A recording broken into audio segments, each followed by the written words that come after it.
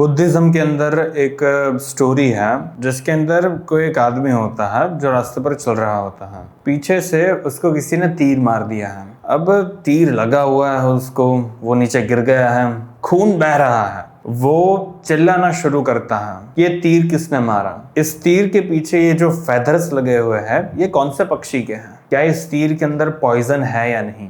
बुद्ध होते तो बोलते कि क्या पगला इंसान है, तीर लगा हुआ है और ये तीर का नेचर पूछने की, जानने की कोशिश कर रहा है। इसको सबसे पहले ये तीर निकालना होगा ताकि एटलीस्ट ये जिंदा रह सके। इसका मतलब ये है कि हमारे जीवन के अंदर बहुत सारी अलग अलग तरह की चीजें होती हैं, लेकिन हमारी दिक्कत ये है कि उसमें से सबसे जो इम्पोर्टेंट चीज है, जो दुख है, हमारे जीवन में जो सफरिंग है, उसके ऊपर ही हम लोग ध्यान नहीं देते। उसी के बारे में हम लोग आज बात करने वाला है। जो दूसरा नोबल ट्रुथ है बुद्धिज्म के अंदर, वो है अराइजिंग ऑफ दुख। क्या एग्जैक्टली हमारी लाइफ के अंदर सफरिंग किस तरह से इमर्ज होती है। नाउ उसके पीछे अगर हम सिर्फ एक वर्ड में इसका आंसर दे तो फिर वो तृष्णा होगी, डिजायर्स। हमारे जीवन में अलग अलग तरह के गोल्स हम सेट करते हैं, डिजायर्स होते हैं, हम लोगों को कुछ बनना होता है, एंड उसी रीजन की वजह से हम लोगों की लाइफ में सफरिंग होती है। बिकॉज हम ऐसा सोचते हैं कि एक बार मैं वहां पर पहुंच जाऊं, फिर फिर मैं खुश हो जाऊंगा, फिर जिंदगी में मजे आ जाएंगे। लेकिन दिक्कत यह है कि जब आप वहां पर पहुंचते हो तो फिर आप सोचते हो कि अगर मैं उस जगह पर पहुंच जाऊंगा तो फिर थोड़ी ज्यादा मजा आएगी जिंदगी के अंदर। अब उसमें दिक्कत यह है कि ये जो सीरीज ऑफ डिजायर्स होता है वो कॉन्स्टेंटली अपने आप को मैनिफेस्ट करते रहते हैं एंड आपको कभी भी सेटिस्फेक्शन नहीं मिलता। एंड कॉन्ग्रेचुलेशंस, आपके जीवन में एक इटर्नल दुख होगा। उसको हम लोग किस तरह से निकाल सकते हैं उसके बारे में हम लोग बात करेंगे। सबसे पहले जो कॉज ऑफ दुख है, क्या एग्जैक्टली इसके पीछे का कॉज क्या है? उसके पीछे तीन मेन रीजंस हैं। एक तो है थर्स्ट, दूसरा है वोल्यूशन एंड तीसरा है कर्मा। अब इन तीनों का ही एक मेन मतलब है जो है डिजायर्स। थर्स्ट का मतलब है कि आपको कुछ चाहिए अपनी लाइफ में क्योंकि कुछ घट रहा है। अब थर्स्ट अलग अलग तरह की चीजों की हो सकती है हर एक लोगों की लाइफ के अंदर। कुछ लोगों को सेंसुअल प्लेजर्स की बहुत भयंकर थर्स्ट होती है, उनको कुछ नया नया खाने का मन करता है, या तो फिर कुछ ऐसे लोग होते हैं जिनको सेक्स की बहुत हवस होती है। फिर तीसरे कुछ लोग होते हैं जिनको ज्यादा पैसे कमाने की बहुत भयंकर इच्छा होती है, जिसकी वजह से अगर वो लोग अभी एक महीने के अंदर 1-2 लाख रुपए भी कमा रहे होते हैं, फिर भी उनका ऐसा लगता है कि ये तो बहुत छोटी रकम है।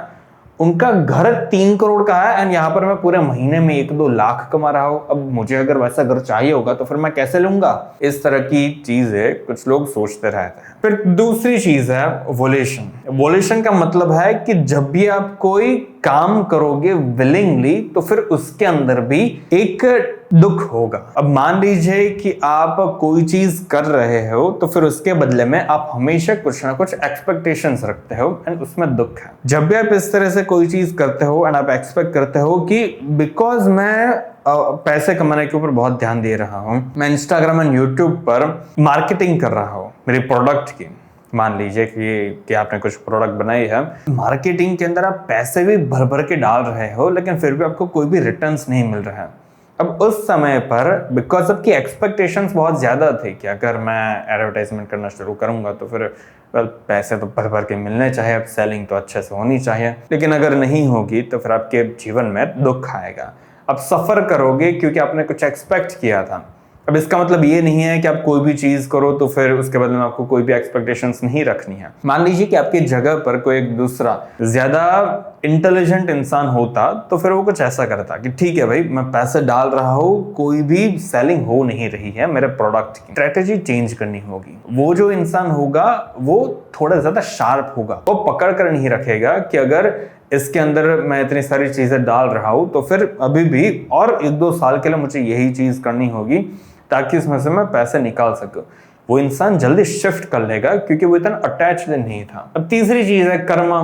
कर्मा एंड वोल्यूशन, ये दोनों ही चीजें ऑलमोस्ट सिमिलर है, क्योंकि जब भी आपकी लाइफ में लाइक डिजायर्स, वोल्यूशन, थर्स्ट, ऐसी सारी चीजें होती हैं तो फिर आप कर्मा एक्यूमुलेट करने लगते हैं। कर्मा का एग्जैक्टली मतलब क्या है अभी मुझे क्लियर नहीं हुआ, थोड़ी ज्यादा क्लियरली बोलो। कर्मा का मतलब ये है कि जब भी आप कोई अच्छी या बुरी चीज करते हो, जब भी आपकी लाइफ में ड्युअलिटी होती है कि ये चीज बुरी है एंड वो चीज सही है, फिर आप सही चीज करते हो तो फिर आपको ऐसा लगता है कि अरे वाह, मैं इतना अच्छा काम कर रहा हूँ तो फिर अगले जन्म के अंदर मुझे अच्छी अच्छी चीज़ें मिलनी चाहिए, मेरी वाइफ बहुत सुंदर होगी, अगर मैं स्वर्ग में जाऊंगा तो फिर वहाँ पर मेरा बहुत मनोरंजन होगा, वहाँ पर बहुत सारी ऐसी चीज़ें होगी जिसमें मुझे बहुत मज़ा आएगा। अब अगर आप दान भी करोगे तो फिर उसके अंदर भी आप एक्सपेक्टेशंस रखोगे कि बिकॉज मैंने इतना अच्छा काम किया है तो फिर मेरी लाइफ में भी अब अच्छी चीज़ें होनी चाहिए, बिकॉज मैं इस इंसान के साथ अच्छे रिलेशनशिप मेंटेन करने की कोशिश कर रहा हूँ तो फिर इसके अंदर भी इतनी चुल होनी चाहिए ना कि ये भी मेरे साथ अच्छे से बात करें। अब अगर आप ऐसी सारी चीजें सोचोगे तो फिर आप कर्मा अक्यूमुलेट करोगे कि आपने डिजायर्स सेट किए थे, वो डिजायर्स अकम्प्लिश नहीं हुआ। इसका मतलब है कि आपने लाइफ को पकड़ कर रखा हुआ है और एटलीस्ट आपको ऐसा लग रहा है कि आप चीजों को पकड़ कर रख रहे हो। इसकी वजह से क्या होगा, आपका पुनर्जन्म होगा। पुनर्जन्म में भी शायद आप इंसान बनोगे, शायद आप घास बनोगे, गाय बनोगे, कुत्ते बनोगे, कुछ भी बन सकते हो, डिपेंड करता है कि आपके किस तरह का कर्मा है। एक तो ऐसी भी चीज है कि मान लीजिए कि अगर आपने इस जन्म के अंदर दूसरे सारे लोगों को बहुत मारा होगा, बहुत पीटा होगा, इंजर्ड किया होगा दूसरे लोगों को, तो फिर चांसेस है कि नेक्स्ट जन्म में आपका जन्म एक हाथ के बिना भी हो सकता है, एक पैर के बिना भी हो सकता है, ऐसी सारी चीजें हो सकती है। मान लीजिए कि आपने बहुत गालियां दी है लोगों को इस जन्म के अंदर, तो फिर दूसरे जन्म में आप बहुत डिप्रेशन में रहोगे, क्योंकि इस जन्म के कर्म ही आपके दूसरे जन्म की जो स्थिति होगी, जो कंडीशंस होगी, सिचुएशंस होंगी, उसको डिक्टेट करने वाले हैं। इसलिए ये बहुत इंपॉर्टेंट है बुद्धिज्म के अकॉर्डिंग कि आप इस जन्म के अंदर अच्छे कर्म करो ताकि एटलीस्ट जब आपका जन्म हो तो फिर अच्छा जन्म हो। ये भी एक बहुत इंपॉर्टेंट चीज है कि सिर्फ ऐसा नहीं है कि आपको अच्छे कर्म करते रहने हैं, आपको इस कर्म की साइकिल में से कंप्लीटली बाहर निकलना होगा ताकि आपकी लाइफ में से दुख निकल सके। क्योंकि सुनने में ऐसा अच्छा लगता है कि चलो भाई, इस जन्म के अंदर मैंने अच्छे काम किए हैं तो फिर अगले जन्म के अंदर मैं एक अच्छी चीज बनूंगा या तो फिर मेरे जीवन में ज्यादा सुख होगा। आपको पुनर्जन्म के साइकिल में से ही निकलना है। जब तक आपका जन्म होगा तब तक आपकी लाइफ के अंदर सफरिंग भी रहेगी एंड सफरिंग ही हमारा मेन गोल है, सफरिंग ही हमें निकालनी होगी या तो फिर हमें रियलाइज करना होगा कि सफरिंग वहां पर एग्जिस्ट नहीं करती। इसलिए पुनर्जन्म के कॉन्सेप्ट को सुनकर ज्यादा खुश मत होना कि अरे वाह, अगर मैं अच्छे कर्म करूंगा तो फिर पुनर्जन्म में मैं ज्यादा अच्छी जिंदगी जी पाऊंगा। कितनी भी अच्छी जिंदगी क्यों ना हो, आपकी जिंदगी में दुख तो होगा ही, इसलिए आपको कर्म के पूरे साइकिल में से बाहर निकलना होगा। अब एक और क्वेश्चन है कि हम लोग एग्जैक्टली थर्स्ट, वोल्यूशन एंड कर्म, हमारी लाइफ में जो भी डिजायर्स होते हैं उन डिजायर्स को पकड़कर हम रखते क्यों हैं? भी एक बहुत इंटरेस्टिंग क्वेश्चन है जो हम लोग हमारी डेली लाइफ में सोचते नहीं हैं कि मैंने ऐसा गोल सेट किया है कि एक दिन मैं बहुत अमीर बनूंगा। अभी मेरी लाइफ ठीक ठाक चल रही है, मैं भी शायद मैं कुछ और भी चीज कर सकता हूँ, लेकिन नहीं, मुझे बहुत ज्यादा पैसे कमाना है ताकि मैं लैम्बोर्गिनी खरीद सकूं, ताकि मैं दूसरे लोगों को दिखा सकूं कि देख भाई मेरे पास कितना ज्यादा पैसा है, ये सब लोग मेरी रिस्पेक्ट कितनी करते हैं। देख, मान लीजिए कि आपके रिलेटिव्स आपको बहुत डिसरिस्पेक्ट करते थे, वो लोग ऐसा सोचते थे कि आप में कुछ भी है नहीं, आप अकल के अंधे इंसान हो, आप आगे जाकर कुछ भी उखाड़ नहीं पाओगे। इसलिए अब उन लोगों को प्रूव करने के लिए आपने बहुत मेहनत की एंड अपने सक्सेस भी हासिल कर ली। अब आप ऐसा सोच रहे हो कि इतनी सक्सेस मेरे पास है तो फिर रिलेटिव्स को देखना तो चाहिए कि देखो पहले आप ऐसा बोल रहे थे लेकिन नतीजा क्या हुआ, क्या सोचा था और क्या निकला। ऐसी सारी चीजें आप पकड़ कर रखते हो, इसी की वजह से आपके जीवन में दुख है। लेकिन हम लोग कभी भी असल में ये नहीं सोचते कि हमारी लाइफ में ये डिजायर कहाँ से आया। ये जो डिजायर आपने सेट किया था कि बिकॉज आपके रिलेटिव्स आपकी डिसरिस्पेक्ट करते हैं इसलिए आप उन लोगों को दिखाने के लिए सक्सेस हासिल करोगे, लेकिन ये डिजायर कहां से आया, ऐसी सोच आई कहां से कि अगर आप कुछ उखाड़ लोगे तो फिर दूसरे सारे लोग आपकी रिस्पेक्ट करना शुरू कर देंगे। ऐसे सारे डिजायर्स का मैनिफेस्टेशन होता है आई से कि भाई मैं एग्जिस्ट करता हूं, मैं कुछ हूं, मैं ईगो हूं, मुझे हैप्पीनेस चाहिए, मेरी लाइफ के अंदर सफरिंग है। ये जो मेरी, मुझे, आई, मी, ऐसे सारे जो भी वर्ड्स हैं इसकी वजह से हमारी लाइफ के अंदर सफरिंग आती है। बुद्ध बोलते हैं कि सफरिंग तो एग्जिस्ट करती है, दुख तो है, लेकिन दुख को फील करने वाला कोई इंसान नहीं है। सफरिंग एग्जिस्ट करती है लेकिन सफरर नहीं है। डीड्स है, काम है, एक्शंस एग्जिस्ट करते हैं, लेकिन उन एक्शंस को करने वाला कोई नहीं है। डीड्स है लेकिन डूअर नहीं है। बुद्ध ऐसा बोलते इसलिए है क्योंकि हमारे अंदर एक तरह का इग्नोरेंस है, जिसकी वजह से हम लोग ऐसा मानते हैं कि हम इन सारे एक्शंस को परफॉर्म करते हैं। लेकिन असल में रियल केस ये है कि हमारे ये जो सारे के सारे जो भी बॉडी पार्ट्स है, ये बॉडी पार्ट्स बस एक सिंक्रोनाइज्ड वे में फंक्शन करते हैं। अब बिकॉज ह्यूमन बॉडी थोड़ी सी कॉम्प्लेक्स है, इसकी वजह से इसके अंदर एक इग्नोरेंस आता है आईनेस का। लेकिन असल में ह्यूमन बॉडी एंड चैरियट में कोई भी डिफरेंस नहीं है, कोई बहुत बड़ा डिफरेंस नहीं है। एक डिफरेंस है लेकिन वो बहुत बड़ा नहीं है। लाइक चैरियट जो होता है वो हैप्पीनेस एंड सैडनेस जैसे इमोशंस को फील नहीं कर पाता, वो एक डिफरेंस है। हमारे अंदर फीलिंग्स आती है। चैरियट को अगर आप मारोगे, थपकारोगे, उसको अगर आप उसके अंदर खील ठोकोगे तो फिर कोई चिल्लाने की आवाज नहीं आएगी। लेकिन अगर कोई आपको थप्पड़ मारेगा तो फिर आपको दुख फील होगा। लेकिन बुद्ध बोलते हैं कि चैरियट के अंदर जिस तरह से सीट होती है, पहिए होते हैं, घोड़ा होता है, रस्सी होती है, एक छत होती है जिसकी वजह से जब बारिश आए तो फिर अंदर जो भी बैठे हुए इंसान हो वो भीग ना जाए। ऐसी सारी चीजें जब इकट्ठा करते हैं हम लोग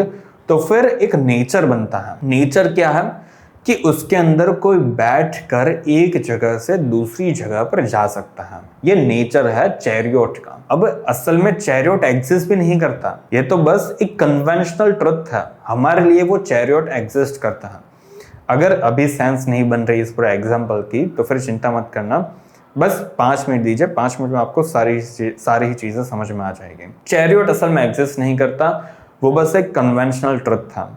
कन्वेंशनल ट्रुथ का एक्चुअली मतलब क्या है? जब आप उस चैरियट को देखते हो तो फिर आपके दिमाग में थॉट्स आते हैं कि भाई इसमें मैं बैठकर कहीं पर जा पाऊंगा। लेकिन अगर वो अंतिम सत्य होता तो फिर कुत्ते भी ऐसा ही सोचते हैं। लेकिन दिक्कत यह है कि जब कुत्ते उस चैरियट को देखते हैं तो फिर वो उसको एक टेरिटरी की तरह देखते हैं। इसके ऊपर मुझे पेशाब करना होगा ताकि जो दूसरे कुत्ते हैं वो समझ जाए कि ये चैरियट उस कुत्ते की टेरिटरी के अंदर एग्जिस्ट करती है। इसके इर्द गिर्द मत घूमना। तुम सारे जो भी कुत्ते लोग हो वो इस चैरियट के इर्द गिर्द मत घूमना। कुत्ते ने उस चैरियट को कंप्लीटली डिफरेंट वे में देखा क्योंकि उसकी सेंसेस कंप्लीटली डिफरेंट वे में बिहेव करती है इंसानों की सेंसेस के कंपैरिजन में। अब अगर कोई हनी बी अगर उसे देखेगी तो फिर उसको तो वो चैरियट कंप्लीटली डिफरेंट ही तरह से दिखेगा। कलर्स भी डिफरेंट होंगे। अब ऐसा भी कोई प्रूफ नहीं है कि हम जिस तरह से उस चैरियट का कलर देख रहे हैं कि भाई वो येलो है, सेम वे में दूसरे सारे जानवर भी उसको येलो ही देखेंगे। दूसरे सारे जानवर उसको कोई और ही कलर से देख रहे होंगे एंड हमें पता भी नहीं होगा। अब उसका असली कलर कौन सा है वो हम पता नहीं लगा सकते क्योंकि वो कलर हमने हमारी सेंसेस के थ्रू वहां पर लगाया हुआ है। अब हमारी जगह पर एक एलियन स्पीसीज यहाँ पर होती जिसके पास 10 सेंसेस है, जो हमसे भी करोड़ों गुना ज्यादा कलर्स को देख सकती है, तो फिर वो उसी सेम कलर को बोलेगी कि भाई ये कैसा कलर है, इतना डल है, लग भी नहीं रहा कि एक शाही व्हीकल है, ये निकालो इसे, ये जो हमारे कलर्स है ये लगाओ। अब उनके कलर्स हम देखेंगे तो फिर हमें लगेगा कि ये क्या चीज लगा रहे हैं भैया, समझ में भी नहीं आ रही। इसको एक्सप्लेन करने के लिए हमारे पास वर्ड्स भी नहीं है कि ये किस तरह का कलर है। ऐसी सारी चीजें अक्कर होने लगेगी क्योंकि हर एक इंडिविजुअल की जो सेंसेस होती हैं वो डिफरेंट वे में एक्ट करती हैं, जानवर की, एलियंस की, ह्यूमंस की। इसकी वजह से हमारे लिए वो चैरियट का जो नेचर होगा वो भी डिफरेंट होगा ना। जिस तरह से चैरियट के अंदर इस तरह से अलग अलग हमने पार्ट्स ज्वाइन करके एक नेचर बनाया है जो हमारे लिए एग्जिस्ट करता है, सेम वे में ह्यूमंस के अंदर भी अलग अलग ऑर्गन्स हैं। पैर है, हाथ है, आंख है, कान है, नाक है, जबान है। इन सारी चीजों को मर्ज करके एक इंसान का जन्म होता है। चलो भाई अच्छी बात है, लेकिन दिक्कत यह है कि जिस तरह से आंखें देखती है वैसे ही दिमाग सोचता है। आंखें देखती है कि यहाँ पर एक नीला रंग है, एक बोर्ड है, एक लाइट है, फिर दिमाग उसको प्रोसेस करता है कि ये सारी चीजें यहाँ पर है तो फिर मुझे कुछ करना होगा। यहाँ पर जो लिखा हुआ है मे भी शायद मुझे उसको एक्सप्लेन करना चाहिए। ये सारी जो चीजें हैं ये ऑटो मोड पर भी हो सकती है। जिस तरह से आप गाड़ी चलाते हो वहां पर कोई आईनेस नहीं होती। गाड़ी एक बार आप चलाना शुरू करते हो, अगर आप एक एक्सपीरियंस्ड ड्राइवर होते हो तो फिर गाड़ी बस चलती है, आपको सोचना नहीं पड़ता कि अभी गाड़ी दूसरे गियर में है, मुझे तीसरे गियर में डालनी होगी, लेकिन तीसरे गियर में डालने से पहले मेरा पैर क्लच के ऊपर होना चाहिए। ऐसी सारी चीजें आप सोचते नहीं हो, ये ऑटोमेटिकली होती है। वहां पर आपका जो दिमाग होता है, आपका जो हाथ होता है, जो पूरी गाड़ी होती है वो एक बन जाती है। उसके अंदर कोई भी सेंस ऑफ सेल्फ की जरूरत नहीं पड़ती, इसलिए आप आईनेस को भूल जाते हो। सेम वे में यहाँ पर भी कोई भी आईनेस की जरूरत नहीं है। जिस तरह से इन सारे टॉपिक्स को समझा हुआ है स्पीकर ने, वैसे ही इन्हीं सारी चीजों को स्पीकर को बोलना है ताकि एक कॉन्सेप्ट को कन्वे कर सको। लेकिन जब भी आप अपने रिलेटिव्स को प्रूव करने के लिए कि भाई मैं भी कुछ हूँ, वहां पर डिजायर्स आ जाता है, वहां पर आईनेस आ जाती है। एंड जहां पर भी आईनेस होगी वहां पर सफरिंग होगी। आप असल में एग्जिस्ट नहीं करते, आपका शरीर एग्जिस्ट करता है, आपके अंदर खून भी बह रहा है, लेकिन वो अपने आप में फंक्शन कर रहा है। इसके अंदर कोई भी आईनेस को ऐड करने की जरूरत नहीं है। जब आप गाड़ी चलाते हो तो फिर बिकॉज उसमें आईनेस नहीं होती, इसलिए आप सफर नहीं करते। गाड़ी बस चलती है, लेकिन हमारी लाइफ बस चलती नहीं है। हम लोग उसमें फिलोसॉफिकली कुछ भी अच्छी चीजें सोचने की कोशिश नहीं करते हैं। हमारी लाइफ के अंदर डिजायर्स होते हैं जिसकी वजह से दुख आता है। डिजायर्स इसलिए होता है क्योंकि हमें ऐसा लगता है कि यहाँ पर एक एंजॉयर, एक ऐसा व्यक्ति बैठा हुआ है जो सारी खुशियों को फील कर रहा है एंड उसे खुशी चाहिए। अब बिकॉज उसे कॉन्स्टेंटली खुशी चाहिए होती है लेकिन उसको नहीं मिल पाती, इसलिए वो दुखी बन जाता है। एंड ये एक पूरा भ्रम है, बिकॉज ये हमारे अंदर इग्नोरेंस है। उसी इग्नोरेंस की वजह से हमारी लाइफ के अंदर दुख आता है ना। अगर एक ज़ेन मॉन्क यहाँ पर बैठा होता तो फिर वो बोलता कि भाई क्या बातचीत कर रहे हो आप लोग, सिट डाउन, बैठ जाइए आप। ज्यादा फिलोसॉफिकल डिस्कशंस करने की जरूरत नहीं है, बस बैठिए, शांति रखिए, कुछ बोलिए मत, कुछ सुनने की कोशिश मत कीजिए, कुछ देखने की कोशिश मत कीजिए। अगर आप देखने की कोशिश करोगे तो फिर सफरिंग आ जाएगी। आंख बंद कर दीजिए, ऐसी सारी चीजें वो बोलेंगे, क्योंकि वो लोग नेचुरलनेस में बहुत मानते हैं। जिस तरह से एक पौधा होता है, पौधा ग्रो होता है जमीन में से, वो ऐसा नहीं सोचता कि मुझे 7 फुट का होना ही है। अगर मैं 7 फुट का नहीं हुआ तो फिर मैं प्रोक्रिएट नहीं कर पाऊंगा, मेरी रिस्पेक्ट क्या होगी, मेरे बाजू में जो पौधा होगा वो मेरे से भी ज़्यादा बड़ा हो जाएगा एंड मैं उसके कंपैरिजन में बहुत छोटा सा पौधा लगूंगा। ऐसी सारी चीज़ें वो पौधा नहीं सोचता। पौधा पानी लेता है, धूप लेता है, जितना उससे ग्रो होना चाहिए उतना वो ग्रो हो जाता है। उसको अगर आप शीशा दिखाओगे तो फिर वो ऐसा नहीं बोलेगा कि भाई मेरा कलर ग्रीन क्यों है, ऑरेंज कलर देखने में ज़्यादा अच्छा लगता है, मुझे ऑरेंज कलर चाहिए। पौधे का अगर ग्रीन कलर होगा तो फिर पौधा बोलेगा कि ठीक है, कोई बात नहीं। लेकिन इंसानों में दिक्कत यह है कि अगर कोई इंसान काला होता है तो फिर वो बोलता है कि काश मैं थोड़ा गोरा होता। जो इंसान गोरे होते हैं वो बोलते हैं कि अगर थोड़ी सी टैनिंग हो जाए तो फिर यार थोड़ा अच्छा लगूंगा मैं। हमारे जीवन में जो भी चीज़ें होती है उनसे हम सेटिस्फाइड नहीं रहते, उसी की वजह से हमारे जीवन में दुख आता है। लेकिन अगर आप भी अपनी लाइफ के अंदर एक नेचुरलनेस को रखने की कोशिश करोगे कि जिस तरह से एक पौधे को रंग से कुछ फर्क नहीं पड़ता, कद से कुछ फर्क नहीं पड़ता, वैसे अगर आप बन जाओगे तो फिर आपकी लाइफ में से भी सफरिंग निकल सकती है। नेचुरलनेस का कॉन्सेप्ट बहुत ताकतवर है, लेकिन बिकॉज आपको दूसरे तरह की ताकत चाहिए जिसके अंदर लोग आपको प्रेज करें, इसलिए नेचुरलनेस की खूबसूरती आप देख नहीं पाते। नेचुरलनेस एक बहुत सेंट्रल टॉपिक है ज़ैनिज़्म में, क्योंकि नेचुरलनेस बहुत अच्छे से इस चीज़ को बोल पाता है, दर्शा पाता है कि जो भी चीज़ है उसमें बस बोल दीजिए कि ठीक है, कोई बात नहीं। बिकॉज हम लोग ऐसा बोलते नहीं है, इसलिए हमारे जीवन में दुख आता है। हम लोगों को कॉन्स्टेंटली कुछ ना कुछ चीज़ें मचेने की आदत पड़ चुकी है कि अगर मेरे पास इतने पैसे है तो फिर मुझे ज़्यादा पैसे चाहिए होंगे, अगर ये इंसान मेरी रिस्पेक्ट नहीं करता तो फिर मुझे ज़्यादा रिस्पेक्ट चाहिए होगी। Brahmins are the line of blind man. बाप रे, ये क्या बोल दिया मैंने। ब्राह्मण तो एक बहुत रिस्पेक्टेबल कास्ट है पूरे हिंदू धर्म के अंदर। बुद्ध ने ऐसा क्यों बोला कि Brahmins are the line of blind man. एक दिन बुद्ध एक विलेज में जा रहे थे तो फिर उसके अंदर कुछ लोग बुद्ध के पास आकर उन लोगों ने बोला कि देखिए सर जी, आप जो भी बोल रहे हो वो बात तो सही है, लेकिन आपको पता है कि दिक्कत क्या है? आपके पहले यहाँ पर कुछ ब्राह्मण्स आए थे।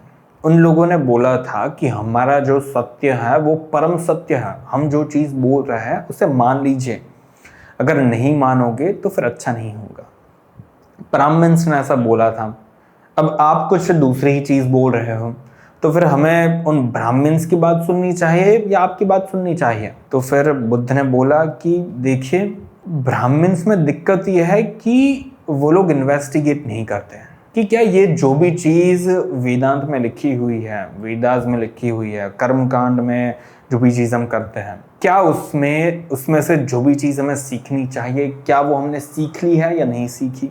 असल में वेदास क्या कन्वे करने की कोशिश कर रहे हैं, उन सारी चीज़ों को कभी भी ब्राह्मण्स असल में समझने की कोशिश नहीं करते। उन लोगों को अपने गुरुज समझाते हैं कि ये चीज़ ऐसे होती है, इसलिए उसमें जो ट्रेडिशन है वो बहुत कड़क बन चुका है, रिजिड बन चुका है, कोई क्वेश्चन नहीं पूछता वहाँ पर। इसलिए एक जो ब्राह्मण होगा वो सिमिलर होगा दूसरे ब्राह्मण जैसा। वो लोग असल में, उन लोगों को पता नहीं है कि अंतिम सत्य क्या है। वो लोग बस उन्हीं सारी चीज़ों को वापस से दोहरा रहे हैं जो चीज़ें उनसे पहले किसी ने आकर बोली है। लेकिन इन्वेस्टिगेट करना ज़्यादा ज़रूरी है। अगर आप इन्वेस्टिगेट नहीं करोगे तो फिर आप भी बस एक तोता बनकर रह जाओगे जो कुछ बोल रहा होगा लेकिन उसके पीछे कोई रियलाइजेशन नहीं होगा। इसलिए फिर बुद्ध ने उन लोगों को बोला कि देखिए, अगर आपको मेरी चीज़ समझ में आ गई है जिसकी वजह से आपके जीवन में से दुख निकल गया है, तो फिर आप मेरी चीज़ को फॉलो कीजिए। अगर उनकी बातें सुनकर आपके जीवन में से दुख निकल गया है तो फिर उनकी बातें फॉलो कीजिए। उनकी बातें झूठी नहीं हैं, लेकिन उनकी बातों के पीछे भी रियलाइजेशन होना चाहिए। अगर आपको समझ में आ रहा है तो फिर ठीक है, कोई बात नहीं, लेकिन ब्लाइंडली फॉलो मत करना जस्ट बिकॉज ऐसा ही होता है ना। ये तो ऐसा कुछ लोग बोलते हैं, इसका मतलब ये नहीं है कि आपको भी बोलना है। 3 तरह के डिजायर्स होते हैं ना। हम लोग डिजायर्स के ऊपर एक्चुअली बात क्यों कर रहे हैं? याद रखना कि जो दुख है वो डिजायर्स की वजह से ही आता है। जो पूरा नोबल ट्रुथ है वो हम बहुत एक सेंटेंस में ही हम लोग एक्सप्लेन कर सकते हैं कि भाई आपके जीवन में दुख है क्योंकि आपकी लाइफ में डिजायर्स है ना। डिजायर्स भी 3 तरह के होते हैं। पहले तरह के डिजायर्स है सेंसुअल डिजायर्स, मतलब आपको अपने सेंसेस को प्लेजर देना है। अगर आपके सामने कोई सोन पापड़ी रखेगा तो फिर आपको पता है कि हेल्थ ज़रूरी है, आपको डायबिटीज़ भी है, लेकिन फिर भी आप एक पीस को खाने की जगह पर 4 पीस ठूस रहे हो। दूसरे दिन आपको नहीं खानी चाहिए लेकिन फिर भी आप दूसरे दिन भी अपने 4 पीस ठूसे। क्यों ठूसे आपने? आपको पता है कि वो चीज़ गलत है, लेकिन फिर भी क्यों आप अगेन एंड अगेन वैसी चीज़ें करते रहते हो जिससे असल में नुकसान ज़्यादा होता है? वो आप इसलिए करते हो क्योंकि आपकी ज़बान को मज़ा आ रहा है। इसी तरह से अलग अलग तरह के प्लेजर्स हम लोग फील कर सकते हैं हमारी सेंसेस के थ्रू। लाइक सेक्स का एक डिफरेंट तरह का प्लेजर हो गया, मूवी देखने का एक अलग प्लेजर हो गया। इस तरह से हम लोग प्लेजर्स के पीछे, सेंसुअल प्लेजर्स के पीछे बहुत भागते हैं, इसलिए जीवन में दुख है। दूसरे तरह का जो डिजायर है वो है ईगो का डिजायर कि भाई मैं कुछ हूँ। उन रिलेटिव्स ने मुझे ऐसा बोला कैसे कि मैं कुछ भी नहीं हूँ, कि मैं मूर्ख हूँ, कि मैं आगे जाकर कुछ भी कर नहीं पाऊंगा। अब उन रिलेटिव्स को ये प्रूव करने के लिए कि मैं कितना महान हूँ, मैं मेहनत करूँगा, मैं इतना ताकतवर बनूंगा कि वो लोग मुझे देखकर वाहवाही करने लगेंगे कि भाई बाप रे, हमने सोचा कुछ था और हो कुछ गया। वो है ईगो का डिजायर। अब अगर आप अपनी लाइफ में ऐसा कोई भी गोल्स रखोगे कि बिकॉज उसने मुझे ऐसा बोला था इसलिए अब मैं कुछ बन जाऊंगा, ये है बहुत सेंस ऑफ आईनेस। आपके अंदर मीनेस बहुत ज्यादा है, इसलिए आप इस तरह के डिजायर से सेट करने लगते हैं। दूसरे तरह का जो डिजायर है वो है नॉन एग्जिस्टेंस का डिजायर। अब ये मॉडर्न एज के अंदर बहुत रेलेवेंट बन चुका है क्योंकि आजकल हर दूसरे घर के अंदर एक डिप्रेस्ड व्यक्ति आपको मिल जाएगा। किसी के डिप्रेशन के पीछे रिलेशनशिप का कारण हो सकता है, फाइनेंस का कारण हो सकता है, अलग अलग तरह के रीजंस की वजह से हम लोग डिप्रेशन में चले जाते हैं। एंड जब भी कोई इंसान डिप्रेशन में होता है तो फिर उसकी लाइफ में से सारी होप्स निकल जाती हैं ये एक बहुत इंटरेस्टिंग टॉपिक है कि हम लोग ऐसा बोलते हैं कि जो भी डिप्रेस्ड व्यक्ति होता है उसको बस अच्छी चीज़ें करना शुरू कर देना चाहिए ताकि उसका डिप्रेशन चला जाए। ठीक है भाई, अगर एक इंसान डिप्रेस्ड है तो फिर उसको पैसे कमाने की कोशिश करनी चाहिए, क्योंकि बिकॉज उसके पास पैसे नहीं है इसीलिए ही तो वो डिप्रेस्ड है। अगर वो मेहनत करेगा तो फिर उसको पैसे मिल जाएंगे। अगर उसकी रिलेशनशिप से बेकार है तो फिर अगर वो उसकी रिलेशनशिप के ऊपर काम करेगा तो फिर वो भी तो ठीक हो सकती है। हम लोग कोई सी भी चीज़ के ऊपर काम करना शुरू करें तो फिर वो ठीक हो ही सकती है।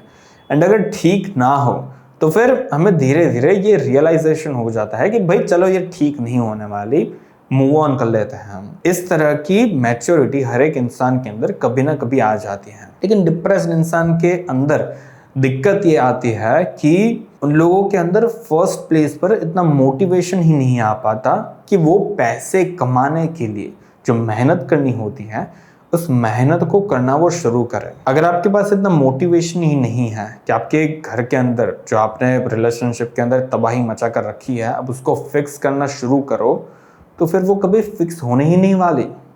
झगड़े होते रहेंगे एंड कभी भी आप उनको ठीक करने की कोशिश नहीं करोगे, क्योंकि जो भी डिप्रेस्ड व्यक्ति होता है उसके अंदर जो डोपामिन जैसे हार्मोन्स होते हैं जो हमें पुश करते हैं कि भाई वहाँ पर गोल है, बस 3-4 कदम चलने हैं एंड फिर वो गोल को हम हासिल कर लेंगे। अगर डोपामिन नहीं होगा तो फिर सिर्फ ये जो 3-4 कदम हमें चलने हैं उसको देखकर भी हम बोलेंगे कि ये कदम चलकर भी क्या होगा, उस गोल को अचीव करने से भी क्या ही हो जाएगा। वो लोग बहुत होपलेस स्टेट में चले जाते हैं।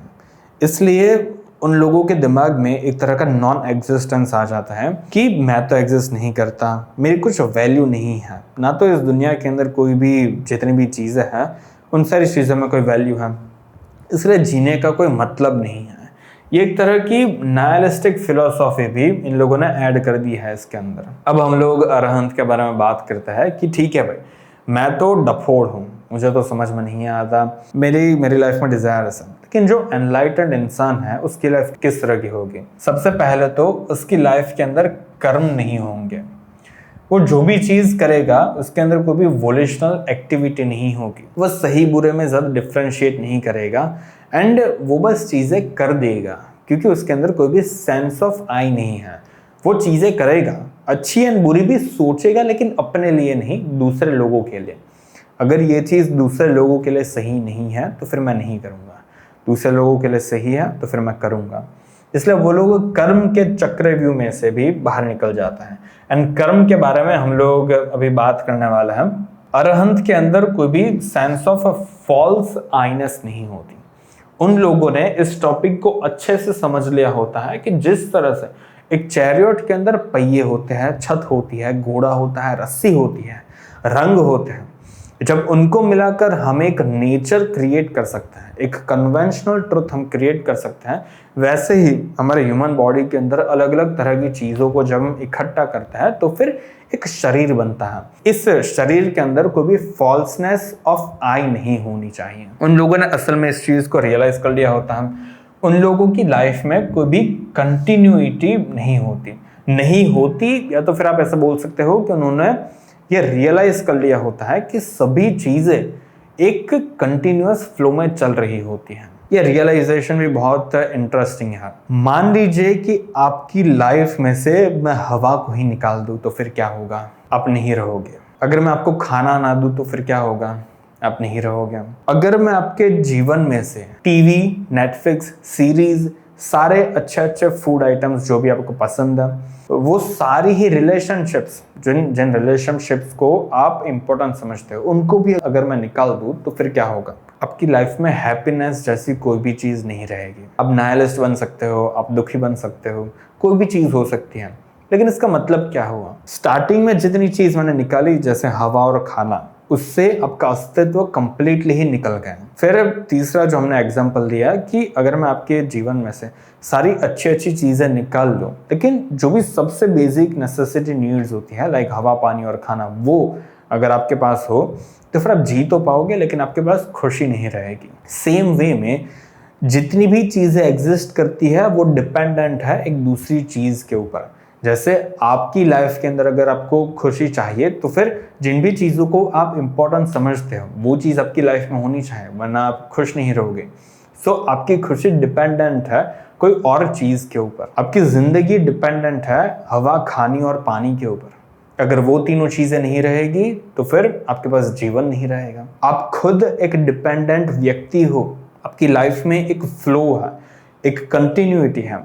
जिन भी चीज़ों की वजह से आप सस्टेन कर सकते हो वो बिकॉज आपकी लाइफ के अंदर है, इसलिए आपके पास जीवन है। सेम वे में जितनी भी चीज़ें अभी इस रूम के अंदर है, इस पूरी दुनिया में है, इस पूरे ब्रह्मांड में है, वो सारी ही चीज़ें डिपेंडेंट है एक दूसरी चीज़ के ऊपर, एंड वो दूसरी चीज़ तीसरी चीज़ के ऊपर डिपेंडेंट है। इस तरह से अगर हम लोग पीछे पीछे जाए कि ओके ये चीज़ इसके ऊपर डिपेंडेंट है, वो चीज़ इसके ऊपर डिपेंडेंट है, तो फिर एग्जैक्टली हम लोग कहीं पर भी पहुंचने नहीं वाले, क्योंकि फिर ये एक इनफाइनाइट लूप बन जाएगा। इसलिए इसको समझना जरूरी है कि सभी चीज़ें एक फ्लो में बिहेव करती है, कोई भी चीज़ इटर्नल नहीं है। फिर जो चौथी आइटम है वो है बिकमिंग। अरहंत ऐसा नहीं सोचते हैं कि भाई मुझे कुछ बनना होगा बिकॉज इन रिलेटिव्स ने मुझे ऐसा वैसा बोला था। अरहंत बोलता है कि ठीक है भाई, अगर उन्होंने बोला था तो फिर उससे क्या ही हो जाएगा, मुझे लोगों की लाइफ में कुछ अच्छा करना है, इसलिए मैं जीवन बिता रहा हूँ। अगर मेरे पास थोड़े कम पैसे भी हैं तो भी ठीक है, कोई बात नहीं। वैसे भी 80 साल के बाद अगर मेरे पास 40-50 करोड़ रुपए भी होंगे बैंक में तो फिर उसका मैं क्या ही करूँगा। अगर ये शरीर नहीं रहेगा तो फिर वो पैसे भी तो अब बेकार हो जाएंगे। इसलिए उस अरहंत के अंदर ऐसी कोई भी टेंडेंसीज नहीं होती कि उसको कुछ बनना है, इसलिए उसका पुनर्जन्म भी नहीं होता। अगर आपके अंदर डिजायर्स नहीं रहेंगे तो फिर आपका जन्म वापस से नहीं होगा। आप इसी जन्म के अंदर एनलाइटन हो जाओगे, आप खुद अरहंत बन जाओगे बिकॉज आपके अंदर कोई भी डिजायर्स नहीं है। अब आप अपने लिए नहीं जी रहे हैं, अब आप उस फॉल्स आइनेस के लिए नहीं जी रहे हैं, अब आप दूसरे लोगों के लिए जियोगे, क्योंकि आपको समझ में आ गया है कि इस शरीर का तो कुछ होने नहीं वाला। वैसे भी इस शरीर के अंदर पेशाब है, गोबर है, अगर हम इसको खोल के देखेंगे तो फिर खून खून है, जो भी अंदर का मांस है वो भी दिखने में कुछ अच्छा नहीं लगता। ऐसी सारी अजीब अजीब सी चीजों को लेकर आपका शरीर बना हुआ है, तो फिर इस शरीर से चिपक कर फायदा ही क्या है। अब चलो मेरे जीवन में से तो दुख निकल गया है, एटलीस्ट ये जो लोग इग्नोरेंस के अंदर सफर कर रहे हैं इनकी भी मैं कुछ मदद कर लेता हूँ। अरहंत ऐसे बन जाता है। अब बिकमिंग का एग्जैक्टली मतलब रीबर्थ ही होता है कि इन लोगों का रीबर्थ नहीं होगा। तो इसको पकड़ कर रखना कि उनका रीबर्थ नहीं होता। फिर हम लोग डेथ एंड रीबर्थ के बारे में बात कर लेते हैं कि एग्जैक्टली बुद्धिज्म के अंदर रीबर्थ एंड डेथ का मतलब क्या है। जब तक आपके अंदर आइनेस, डिजायर्स, कंटिन्यूटी एंड बिकमिंग होगी, ये 4 टेंडेंसीज होगी। 4 मतलब बोलने वालों ने तो पूरी लिस्ट बना कर रखी हुई है, लेकिन हम लोग इन 4 मेन पॉइंट्स को पकड़ कर रखते हैं। नाउ इन चारों को मैं वापस एक्सप्लेन नहीं करने वाला, क्योंकि हमने ऑलरेडी भर के इन चारों चीज़ों के बारे में बात की है।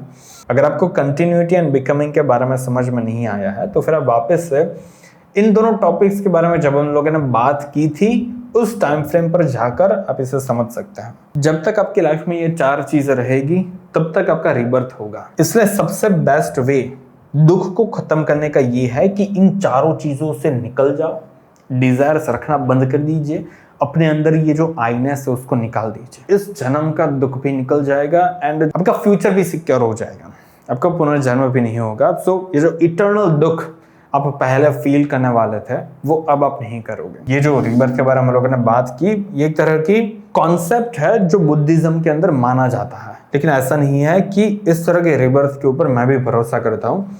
उसके बारे में हम लोग कभी और बातचीत करेंगे।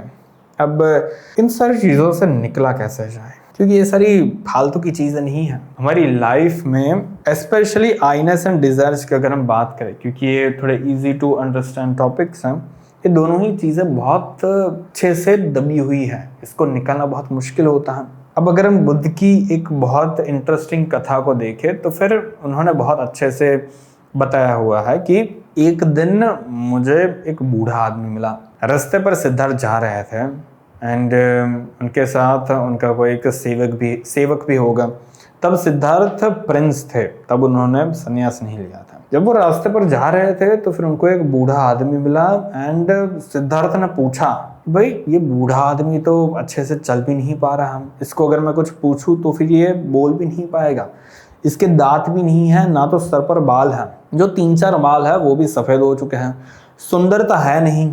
उन्होंने अपने सेवक से पूछा कि क्या एक दिन मेरा भी ऐसा ही हाल होगा? तो फिर सेवक ने बोला कि देखिए बुढ़ापा तो हर किसी को आता है, आपको भी आएगा। सेवक भी सत्यवादी था, उन्होंने ऐसा नहीं बोला कि नहीं नहीं नहीं नहीं, नहीं प्रिंस आपके साथ ऐसा कुछ नहीं हो सकता। जो जैसा था वैसा उस सेवक ने सिद्धार्थ को बता दिया। वो दोनों थोड़ा और आगे चले। सिद्धार्थ को एक बीमार आदमी मिला कि भाई ये जो बीमार आदमी है इसके नाक में से पानी निकल रहा है, इसको खाना खिलाने के लिए भी एक दूसरे व्यक्ति की ज़रूरत पड़ती है, चलना तो दूर की बात, ये अपने बिस्तर पर से भी खड़ा नहीं हो पा रहा, बोल नहीं पा रहा, क्या ऐसा हाल मेरा भी होगा? सेवक ने बोला कि हाँ सर जी, बीमार तो हर कोई होता है, आप भी कभी ना कभी तो बीमार पड़ोगे।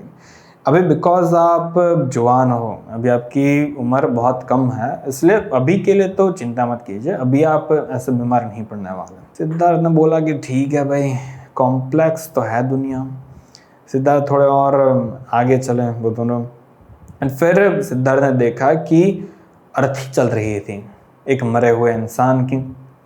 सिद्धार्थ ने पूछा कि ये इंसान तो बूढ़ा आदमी जैसा भी नहीं लग रहा, ना तो बीमार आदमी जैसा लग रहा है, ये तो बस पड़ा हुआ है बिस्तर के ऊपर एंड आजू बाजू में लोग रो रहे हैं, ये क्या सीन चल रहा है यहाँ पर? तो फिर उस सेवक ने बोला कि देखिए सिद्धार्थ जी, इन्होंने देह छोड़ दी है, ये अब नहीं रहे। सिद्धार्थ ने इन तीनों आदमी को देखकर समझ लिया कि अगर मैं भी एक दिन बूढ़ा होने वाला हूँ, कि जो भी चीज़ें मैंने अपनी लाइफ में एक्यूमुलेट की है, बूढ़ा होने के बाद क्या ही करूँगा मैं? मेरे अंदर इतनी वाइटलिटी तो होगी नहीं, इतनी एनर्जी तो होगी नहीं कि जो भी चीज़ें मैंने ली होगी उनको मैं अच्छे से मज़ा ले पाऊँ उनका। अगर मैं बीमार पड़ जाऊँगा तो फिर सारी चीज़ें साइड में रह जाएगी एंड कोई भी चीज़ का कोई मतलब नहीं रहेगा, क्योंकि फिर शरीर में दर्द इतना होगा कि पैसों का मैं क्या ही करूँगा, सुंदर लड़कियों का मैं क्या ही करूँगा, जो भी ज्ञान मैंने लिया होगा, जो भी मैंने 1000-3000 बुक्स रीड की होगी, उन बुक्स का क्या फ़ायदा होगा जब मैं बिस्तर पर लेटा हुआ होऊंगा? तब जब मैं मर जाऊंगा तब तो इन सारी ही चीज़ों का कोई भी बिल्कुल ही मतलब नहीं रहेगा। तब सिद्धार्थ को समझ में आ गया था कि इस बॉडी से चिपकने में कोई मतलब नहीं है। उनकी सेंस ऑफ आईनेस डिसॉल्व हो गई, उनके अंदर जितने भी डिज़ायर्स थे वो सारे ही डिज़ायर्स निकल गए, क्योंकि डिज़ायर्स का कोई मतलब नहीं है अगर वो 80 साल बाद रहने ही नहीं वाला। इस तरह की कथा अगर आप भी अपनी लाइफ के अंदर असल में इम्प्लीमेंट करने की कोशिश करोगे कि भाई लाइफ में ऐसी सारी चीज़ें चल रही है, क्यों मैं बेकार में कुछ चीज़ों को पकड़ कर बैठा हुआ हूँ, तो फिर आप भी थोड़ा हल्के हो जाओगे। एंड उस जब आप हल्के हो जाओगे तब शायद इन सारी चीज़ों से आप मुक्त हो सकते हो एंड आप अरहंत बन सकते हो। अगर बन जाओ तो फिर मुझे मैसेज करना, हम लोग कुछ बातचीत करेंगे, आप में भी शायद आप कुछ मुझे सिखा सकते हो। कंक्लूजन, हम लोगों ने जो भी पूरी बात की वो सिर्फ 2 ही चीज़ों के ऊपर हम कंक्लूड कर सकते हैं। सबसे पहली चीज़ है दुख है क्योंकि आपकी लाइफ के अंदर डिज़ायर्स हैं। दूसरी चीज़ है कि सभी चीज़ें अगर डिपेंडेंट हैं, जिस तरह से यहाँ पर एक दरवाज़ा है लेकिन इसको बनाने वाला अगर नहीं होता तो ये दरवाज़ा भी यहाँ पर नहीं रहता। जब इस घर का रेनोवेशन होगा तो फिर ये दरवाज़ा भी यहाँ से निकल जाएगा, इसको तोड़ मरोड़ कर इसकी एक लकड़ी बन जाएगी जिससे कोई और ही चीज़ बन जाएगी। अब वो जो और ही चीज़ बनेगी वो भी तो इस दरवाजे से ही तो निकली है, लेकिन उस और चीज़ का कोई एक सेपरेट एग्जिस्टेंस नहीं होगा, वो एक तरह का ही एक दरवाज़ा ही होगा, यानी दरवाज़ा भी पहले कुछ और ही था। सेम वे में इसका शरीर भी, ये जो शरीर है हमारे पास, इसकी भी कोई एक सेपरेट आइडेंटिटी नहीं है। वो जो हमने एग्जाम्पल दिया था उसको पकड़ कर रखना, हवा खाना और पानी छीन लो तो फिर आप नहीं रहोगे। सारी इंपॉर्टेंट चीज़ें अगर छीन लूँगा तो फिर आपकी लाइफ में खुशी नहीं रहेगी। सेम वे में अगर सभी चीज़ें डिपेंडेंट हैं तो फिर दुख भी डिपेंडेंट ही होगा। And जिस भी चीज के ऊपर दुख डिपेंडेंट है, अगर उस चीज को हम निकाल ले तो फिर दुख भी निकल सकता है। मैं आशा करता हूँ कि आप इन दोनों ही चीजों को अच्छे से समझ गए होंगे। आज के लिए इतना है।